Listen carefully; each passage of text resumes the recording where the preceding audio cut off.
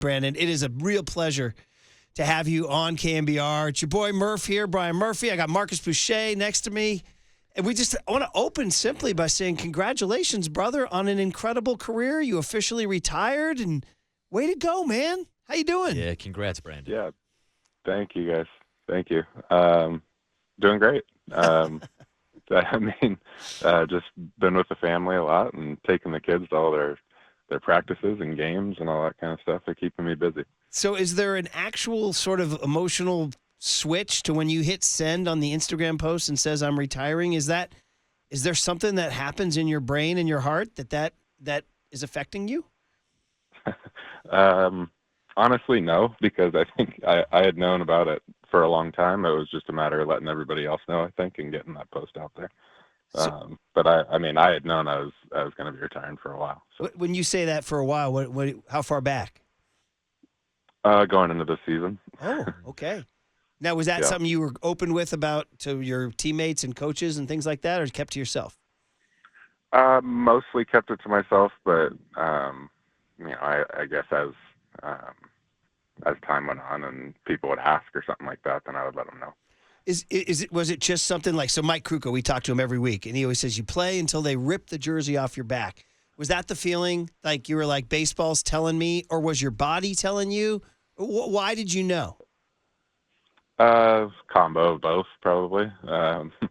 Being on the IL, a lot in my last couple of years with the Giants, and then I was healthy this year. Didn't see the field a whole lot. And then, you get released, you don't get picked back up. So, I mean, all that kind of stuff kind of went into the decision. But like I said, I knew about it going into the season, whether or not I would have, finished the season out or played a lot or, whatever. I was going to be done regardless. Are you totally at peace with it, or is there something still gnawing at you? No. I think last off season there was still a little bit, which is a big reason why I continued playing, because I know a lot of people wondered that. But I think the last couple of years, the way it went, baseball wise, injuries, all the other stuff, it left a little bit of a bad taste in my mouth, and I didn't feel like I was quite done. And fortunately, I got another opportunity, and me and the family feel great about the decision and being able to have one more season to really know going into it that this is going to be it. So total peace. So then at this point now, Brandon, and I know hard work goes into it for sure. Talent goes into it. But when you hit send on that Instagram post and do you say at the end, you're one of the luckiest guys ever to play this great game for that team that you played for and achieve what you achieved? Did you just have one of those Lou Gehrig moments? I'm the luckiest man on the face of the earth. I feel like I had a lot of those moments over the years. Obviously you guys know the whole story growing up a Giants fan, and my dream was always to be able to play for the Giants, and that was about it. I never thought about all the other stuff that I could potentially achieve and win a couple World Series and, play shortstop for 13 seasons with my favorite team. Like I never dreamed about something like that. So yeah, I mean, like I said, I had a lot of those moments over the years where, you step back and think about it for a little bit and think about how lucky you are. Yeah, and Brandon, I think that's one of the things that made you so relatable, and it's a big reason why Giants fans kind of embrace you, because you are a Giants fan. And like I used to remember showing up to the ballpark and just getting a smile on my face when I'd hear Andre Nickatina Jungle when you were walking up to the box, just because you don't hear that at other ballparks. That's just kind of our own Bay Area thing. So as you said, you've talked about this a million times, but now that you have called it a career, what would you talk about your relationship with the Bay Area and the privilege to playing in a place where you grew up? I mean, like you said, I was a Giants fan sitting in those seats at Candlestick and then at Oracle. And, I mean, it wasn't called Oracle when I was a fan sitting in the seats, but with that part. Yeah, exactly. Yes. Pac Bell. But exactly. So I was that guy sitting in the seats and wishing I was, out there playing on the field with some of these guys someday. So, I mean, I grew up my entire life, or at least until college, in the Bay Area. Always played sports in the Bay Area, and so like I said, I was that guy watching the games on TV, sitting in the seats, and so I mean, I feel like you don't see it around sports a whole lot. So it was just really cool to be able to be one of those guys that's able to do that. Now, you have one of the best stories in the history of the Giants. You really do. I mean, it's not just nobody won a World Series here until you guys came along, and nobody did it growing up here as that kid. It's almost like cinematic, dude. That picture that's been posted 10 million times of you on that last day. You're so young. You probably don't even remember that day, do you? Somewhat, just because I do. Well, yeah, the picture obviously jars the memory a little bit, but no, I do remember the Giants potentially moving to Tampa. So I remember kind of going to that game being sad, thinking this might be my last game in San Francisco, being able to watch the Giants. Then I had to turn to an A's fan or something. So. No. That's incredible, by the way, that 5-year-old you, first of all, you're unbelievably cute kid, and then that big, please don't go Giants, and then next thing you know, you're rolling down Market Street. There's 10 million things we want to ask you in this brief time, other than just so many Giants fans are listening right now, and they're so appreciative, and we're looking forward to. Hey, here's one just right out of the gate. That day, we're booking that day, right? April 26th next year. You're gonna show up for that. And how about the fact that they're playing the Rangers and Boch will be there? Yeah, I had actually talked a little bit with Larry about all that, probably about a month ago or so, and we were looking at the schedule and kind of thought that would be a perfect day to do it. To be able to have Boch there, and so that'll be special for sure. Yeah, and Brandon, you mentioned talking to Larry Bear. I got to ask you: have you heard from the new president of baseball operations, Buster Posey, yet on your retirement? I have, yeah. I talked to him when he got the job. Sent him a text, and we've talked a few other times since then. So the question would be: are you looking to work for Buster Posey in the baseball operations?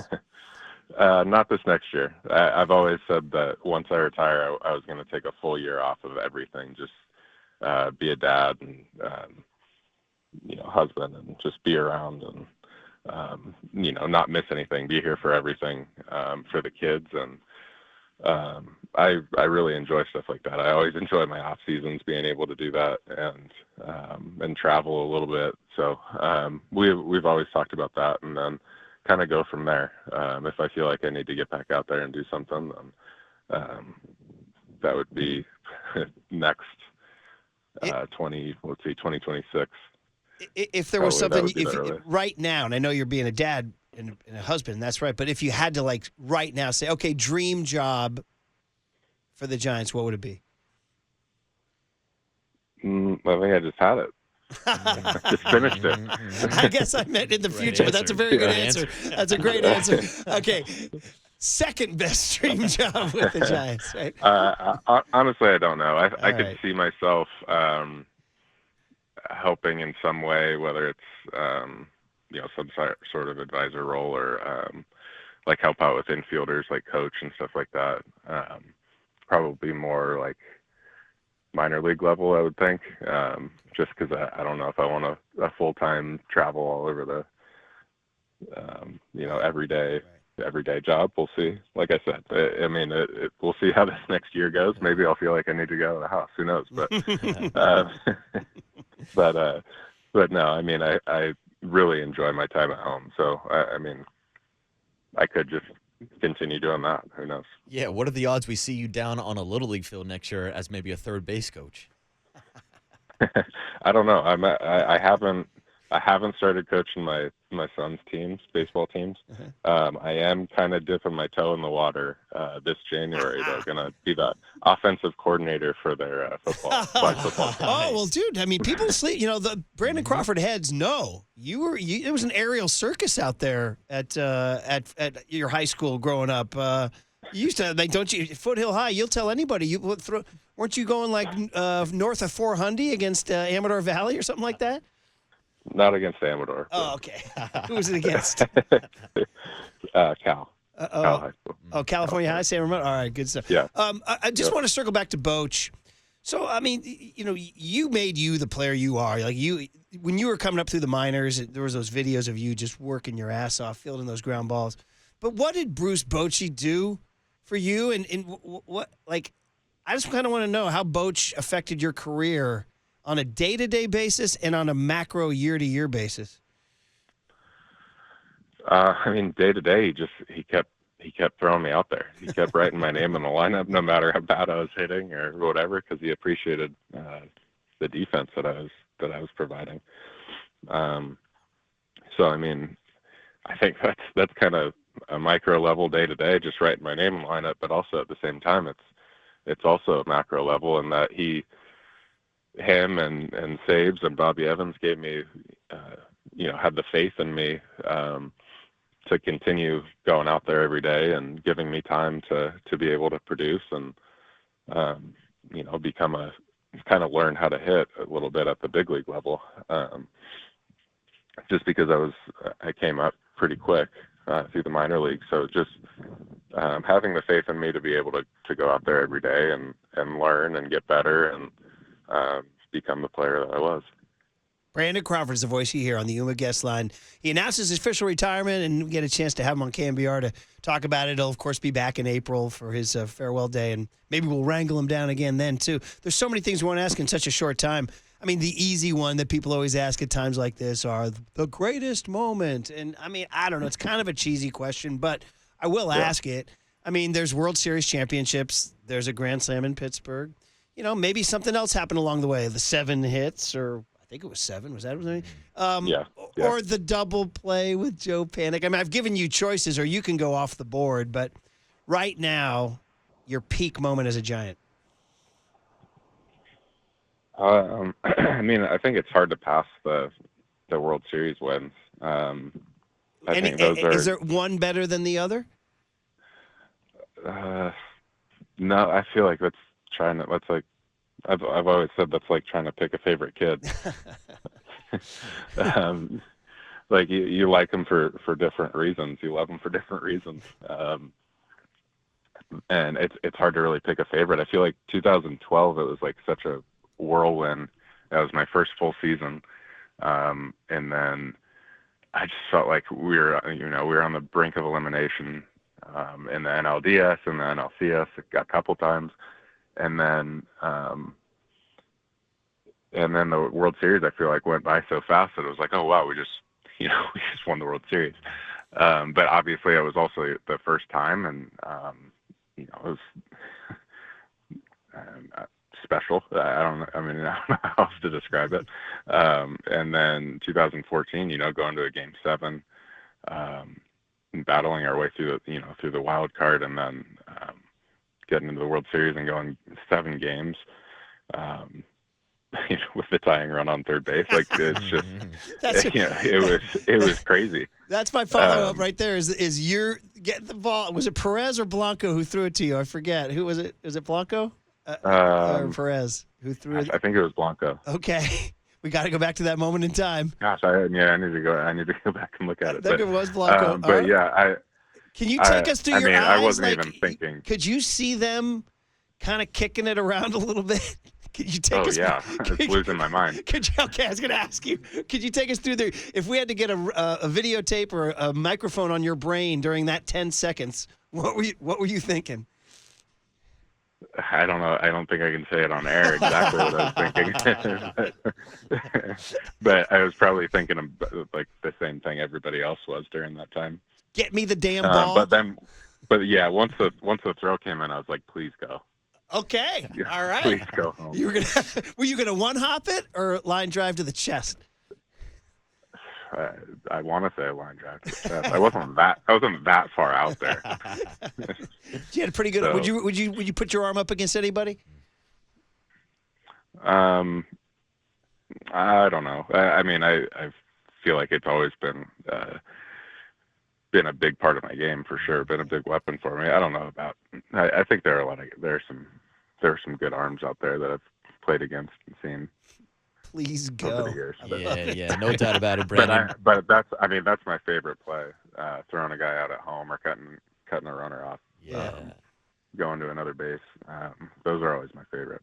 And Brandon, we know that Giants fans are going to miss seeing you throw across the diamond and, of course, show off that glove at shortstop. And I know Murph referenced your Instagram post with your message to the fans, but just in case anybody listening this morning didn't get a chance to read that, I just wanted to give you the opportunity to maybe say something to San Francisco Giants fans that supported you your entire career. Thank you.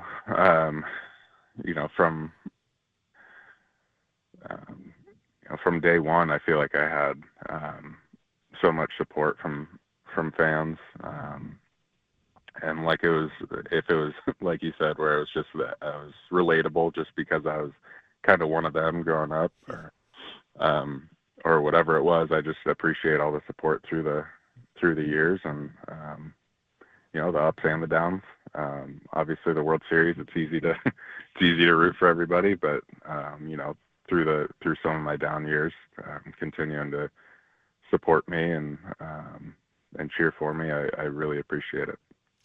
I'm gonna do like you seen Jerry Maguire, right? In the end, where he's like, and Roy Firestone's trying to make Rod Tidwell cry. Don't make me cry, Roy. Don't make me cry. You're a chill guy. Will there be any emotion? Do you think? Do you think there'll be that moment where you break a little bit? I don't think so. I can't really think of any other time in my life that I've done that. So it usually comes afterwards, and I'll think about it for a little bit. Maybe it'll be, I don't know, maybe not in the moment. If you get out to that field and like Bum's there and Buster's there and Boch is there, and I don't know, we're gonna get Timmy out there or something. I don't know, something. We're gonna make you cry, Brandon. All right, we'll see. Man. All right, last one is then that we're just going to like Buster running the show. Dude, I mean, can he do this? Can he do this thing? I think so. I think he can be really good at it too. Ooh. I don't think there's many better baseball minds in the entire game. So, he has better feel than anybody I've played with, I think, for the game of baseball. So, I think it's just probably a matter of getting his feet wet a little bit, and on the front office side of things, and scouting players and stuff like that. Obviously, that's all that kind of stuff is going to be new to him, and but as far as feel for the game, for the clubhouse, what it's supposed to look like, he's going to know better than anybody. Love it, Brandon. Love it. Man, we're so honored to have you on because, listen, like I said, I've been to Giants, before you were born, buddy. I've been around the Giants a long time, and you have literally one of the coolest careers in the history of the franchise, going back all the way back to the 1880s. Your story is one of the greatest stories in the history of the franchise. So that's pretty cool, man. I've always thought so, but I thought I was So. biased. Well, we'll look forward to have a great Christmas with the family, and I know your mom and dad and all them will be a part of it somehow with all the kids, and then we'll chase you down either in spring training or before next April. So, thanks for coming on. Have a great holiday season, buddy. Yeah, thanks, Brandon. Thank you, guys. I appreciate it. He's the best. Brandon Crawford on KNBR 104.5 and 680, the Sports Leader.